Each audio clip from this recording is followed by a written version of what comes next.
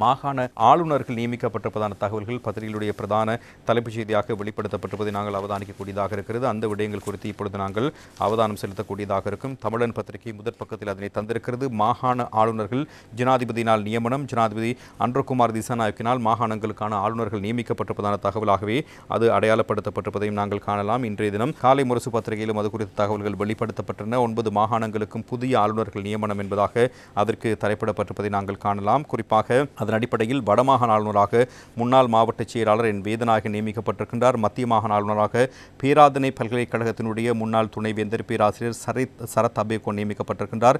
தென் மாகாண ஆளுநராக முன்னாள் நிர்வாக அதிகாரி பந்துல்ல ஹரிச்சந்திர நியமிக்கப்பட்டிருக்கின்றார். கிழக்கு மாகாண ஆளுநராக ஊவா வெல்லச பல்கலைக்கழகத்தினுடைய முன்னாள் உபவேந்தரான பேராசிரியர் ஜெயந்த்லால் ரத்னசேகர நியமிக்கப்பட்டிருக்கிறார் என்ற கருத்து வெளிப்படுத்தப்பட்டிருப்பதை நாங்கள் காணலாம். குறிப்பாக இந்த ஊவா வெல்லச பல்கலைக்கழகத்தினுடைய முன்னாள் துணைவேந்தர் பேராசிரியர் ஜெயந்த்லால் ரத்னசேகர கிழக்கு மாகாண ஆளுநராக ஜனாதிபதியால் நியமிக்கப்பட்டிருக்கின்றார்.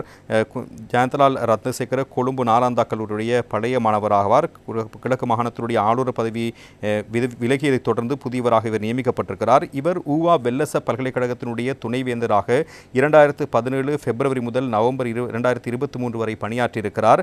ஜெயந்தலால் ரத்னசேகர தனது ஆரம்ப கல்வியினை கந்தலாய் அக்ரபோதி வித்தியாலயத்திலும் இடைநிலை கல்வியை கொழும்பு நாலாந்தா கல்லூரியிலும் தொடங்கியிருக்கிறார். தொடர்ந்து இவர் ரஷ்யாவினுடைய மக்கள் நட்பு பல்கலைக்கழகத்தில் 1988 வேதியியல் கலைமானம் பற்றி பட்டம் பெற்றவர். 1993 அவர் வேதியியலில் தனது முனைவர் பட்டத்தை பெற்றுக்கொண்டார். மேலும் 1988 வேதியியலில் கலைமானி பட்டம் பெற்றவர் என்பதும் குறிப்பிடத்தக்கது. குறிப்பாக இவர் பல்வேறு விடயங்களில் பங்களித்தவராக காணப்படுகின்றார். இதன் அடிப்படையில் புதுப்பிக்கத்தக்க எரிசக்தி ஆதாரங்கள், சுற்றுச்சூழல், வேதியியல், கோட்பாட்டு வேதியியல், உயர்கல்வியியல், தர உத்தரவாதம் மற்றும் அறிவியல் கல்வி ஆராய்ச்சி ஆகியவற்றின் தொகுப்புகளை வெளியிட்டுள்ளதாகவும் அடையாளப்படுத்தப்பட்டிருப்பதை நாங்கள் காணலாம். சப்ரகமு ஆளுநராக சம்பா ஜானகி நியமிக்கப்பட்டிருக்கின்றார். வடமத்திய மாகாண ஆளுநராக வசந்தகுமார் விமரசிறி நியமிக்கப்பட்டிருக்கின்றார். வடமேல் மாகாண ஆளுநராக திஸ்ஸ குமாரசிறி நியமிக்கப்பட்டிருப்பதான தகவல்கள் வெளிப்படுத்தப்பட்டிருக்கிறது.